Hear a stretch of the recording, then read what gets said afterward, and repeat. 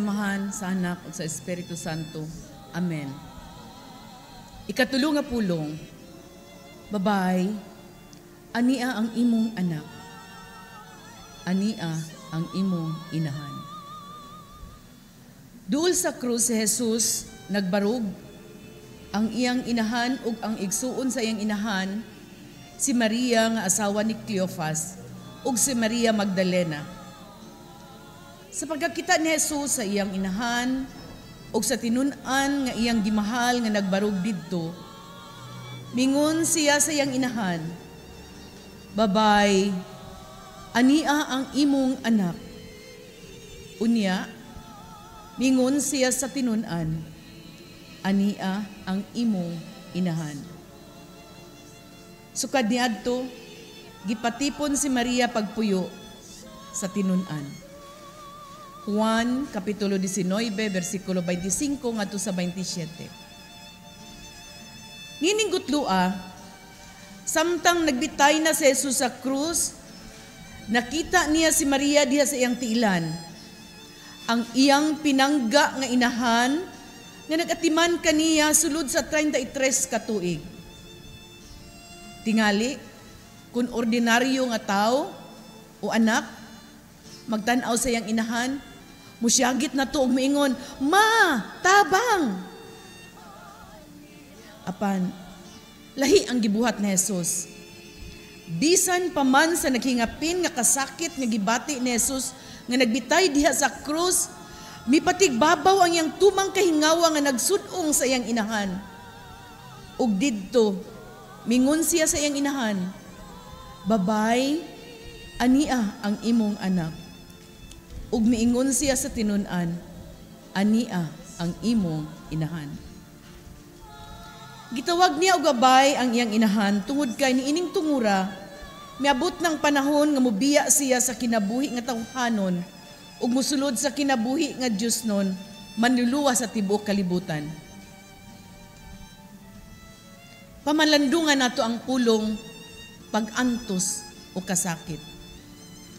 Walay sama kasakit ang bation sa usa ka inahan nga magsud-ong sa iyang pinangga nga anak, gidagmalan, gipaantos og namatay.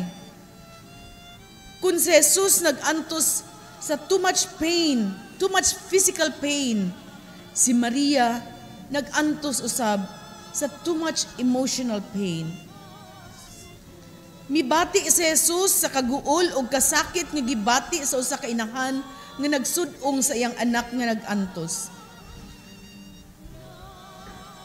Mga igsuon, daghan ka nato karon kung makakita og tawo nga madisgrasya sa kadalanan, igo lang ta mulili, mugmarites, o tingali mo ingon, kaluoy, apan wala tay buhaton. Tingali, mahadlok ta nga mahimo tang responsable sa maong hitabo, maapil sa kagubot, makagasto ba, o dili lang gyud gusto mahasol. Mupatigbabaw ang atong self-preservation. Kung dunay mo share sa iyang problema nga nikanato, mo dayon tag-ingon, kaya ra na nimo. Ako gani, grabe pa tong akong problema.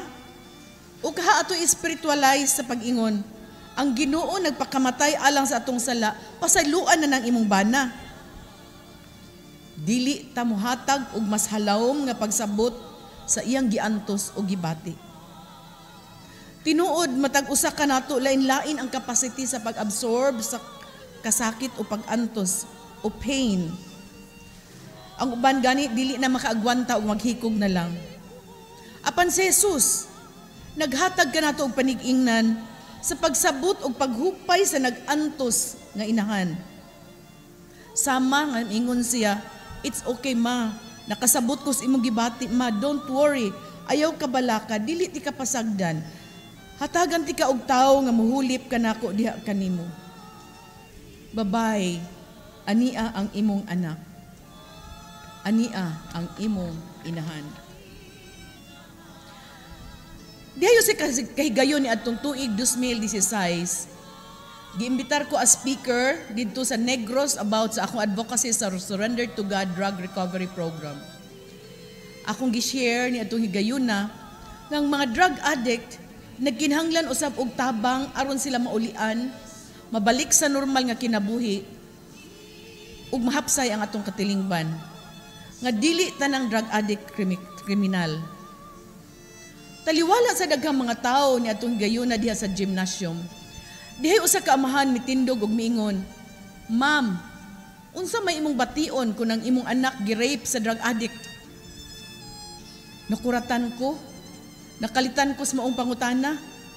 Nabati nako ang kasakit, ang pagdumot nga gibati sa usa ka biktima sa linuog nga buhat sa usa ka drug addict. Niadtong higayuna, nakapamalandong ko, pagka-complicated gayo di ay sa epekto sa droga sa atong katilingban. Ang problema sa drug addiction nagdala og daghang klase sa pag-antos. Pag-antos sa mga biktima sa drug addicts, biktima sa krimen, lain-laing krimen, linuog nga krimen. Pag-antos sa mga pamilya nga naguba tungod sa addiction. Ug daghang kadaot sa katilingban. Aduna usay mga pag-antos sa mga tao nga naamong sa war on drugs nga gitawag og EJK kun extrajudicial killing. Sila nga hangtod karon nangita sa hustisya. Hustisya sa kamatayon sa ilang mga minahal sa kinabuhi. Ug aduna usay klase nga pag-antos sa mga drug addict sa sakit nga giingon nga mental health issue. Sila nga nag-antos sa gapos ug naglisod paglingkawas sa ilang kahimtang. Sila nga sinalikway sa katilingban, sinalikway sa ilang kaugalingong pamilya, nawad-an og paglaom sa kinabuhi. Pipila lamang kini sa mga klase nga pag-antos nga dala sa ginaniling drugas nga nakaguba sa atong katilingban. Nagkinahanglan kini og lain-laing approach aron masumulbar ang maong mga pag-antos. Nagkinahanglan kini og mga tao nga andam mo alagad sa lain-laing paagi aron mahupay ang gibati nga mga pag-antos. Nagkinahanglan kini og maampuon nga desisyon labi na gayud karong panahon sa eleksyon. Desisyon sa pagpili og mga opisyal sa pangagamhanan makasulbar sa atong problema sa drug addiction sa atong nasod. Nagkinahanglan kini sa atong halawom nga pag-ampo aron maluwas kita niining lihok sa dautan, lihok sa panuway dinhi sa atong palibot. Ang atong Ginoo nagpakamatay aron kita maluwas. Bisan pa man sa kangit-ngit nga atong makita sa mga panghitabo karon sa atong palibot, ang Ginoo naghatag kanato og paglaom. Paglaom nga dili mo pakyas. Siya nagpakamatay alang kanato. Andam kanunay mo dawat sa ug muhatag og kahigayunan kung kita moduol kaniya. Laing pamalandong niining ikatulong nga katapusa nga pulong mao ang pagpangandam sa kamatayon. Si Jesus nag-andam na niining panahon nga mubiya na siya sa iyang inahan dinhi sa kalibutan. Gilitok ni Jesus ang pulong ngadto kang Maria, "Babay, ania ang imong anak." Ug ngadto kang Juan, ang tinun-an nga iyang gimahal miingon siya, "Ania ang imong inahan." Jesus prepared for his death. Atong panaminan kining maong hitabo kung unsa ka importante ang pagpangandam sa kamatayon sama sa gibuhat ni Jesus. Wala si Jesus mag-andam og bahandi nga ibilin sa iyang inahan. Iyang gibilin Maria nga iyang inahan ang usa ka tinun-an nga iyang minahal. "Babay, ania ang imong anak, ania ang imong inahan." Si Jesus nagtudlo og nagsangyaw og mga maayong balita uban sa iyang mga tinun-an. In other words, nagtrain na daan si Jesus og mga tinun-an, mga saksi sa kinabuhing Dios nun nga maoy iyang kabilin kanato nga hangtod karon mipadayon sa iyang misyon hangtod karong panahona. Sa ato pa, dili day igo nga aduna tay life insurance o mga kabtangan, uyuta nga atong ibilin, mangningkamot og tigom para ikabilin aron dili maglisod ang mga mahibilin. Ang uban, mangurakot na lang aron makapundo og salapi samtang naapas gahom. Magtigom og mga butang nga mawala ra o kaha mahimo pang hinungdan sa kagubot. Labaw ka importante mao ang pagkat-on sa mga pagtulunan sa atong Ginoo. Ang pagpuyo sa matarong kinabuhi, paghimo og mga maayong buhat ug maayong kabubuton sa atong isig kaingon. Kini mao ang gitudlo ni Jesus kanato nga labing maayo natong ikabilin alang sa pagpangandam sa kamatayon. Ang tibuok natong kinabuhi mao ang pagpangandam alang sa kinabuhing dayon. Apan subo pangalandungon nga mangandam lang ta kun duol natas kamatayon o kaha na natas panahon sa kalisod o panahon ining Semana Santa kay dunay mga recollection o kinahanglan ta mangumpisal. Ang Santo Papa naghagit kanato sa pagpuyo ni ining kinabuhi nga gitawag og synodality o sa kapanaw sa kinabuhi nga mag-uban tang tanan, managsama tang tanan, walay gipili, kauban ang Espiritu Santo.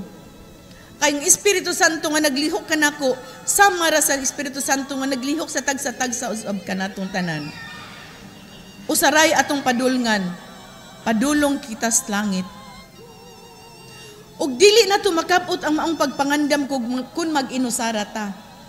Adunay daghang kahigayunan dinhi sa atong simbahan, makatabang ta pagpalig-on sa atong pagtuo.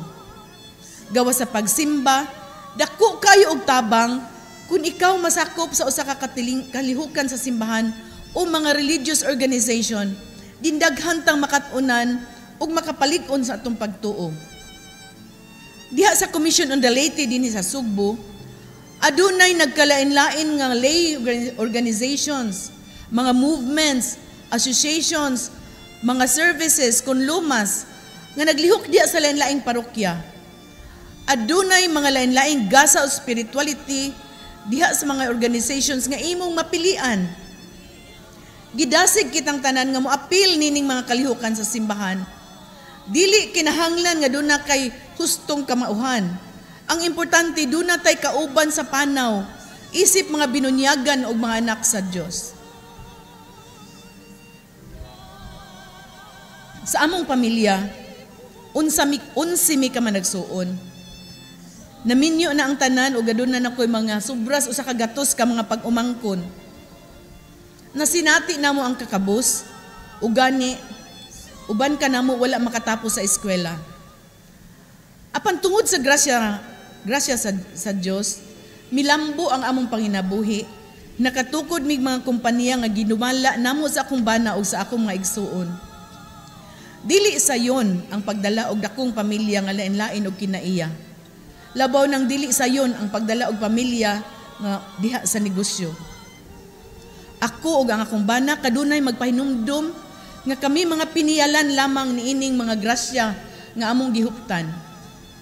Ug aron pagpalig-on niini matag higayon nga duna may board meeting matag Lunes, katunga nga bahin niini mag Bible sharing me. Sa mga kompanya, aduna mi himuon mga first Friday mass matag bulan, mga prayer meetings o mga recollection matag karon og unya. Matag higayon nga dunay grasya, magahinmig tithes para sa among foundation alang sa pagtabang sa mga kalihukan sa simbahan, sa mga programa sa Surrender to God ug uban pa. This year, nagsaulog mi sa ika-25 ka tuig, sukad na nakasinati ang mga sakop sa among pamilya o charismatic renewal ni adtong tuig 2000. Karong bulana, ni adtong first week of April, ang mga sakop sa board uban sa mga kapikas nangadto mi sa Roma, gisaulog namo ang Jubilee of Hope uban sa pagsaulog sa Charis International sa Jubilee of Hope dito sa Roma. Mga kauban namo mga charismatic gikan sa lain-laing nasod. More than 30 years na ang among kompanya ug nagsugod nami pagpangandam sa succession panahon kung mawala nami.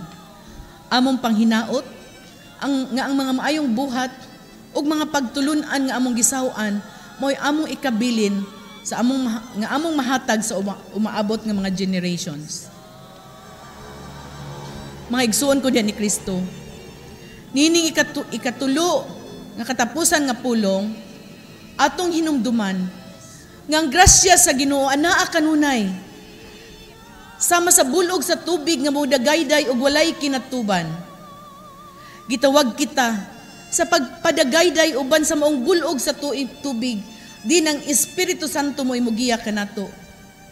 Kita musulod niining maong bulog sa tubig nga gitawag og current of grace. Mabasa sa maong tubig, mabuhi og mulambo. Adunay paglaom bisan pa man sa mga dagkong babag nga atong masugatan sa kinabuhi. Uban sa Ginoo, aduna kitay paglaom. Paglaom nga dili mupakyas. Spes non confounded. Amen. Sa ngalan samahan sa Anak ug sa Espiritu Santo. Amen. Amen.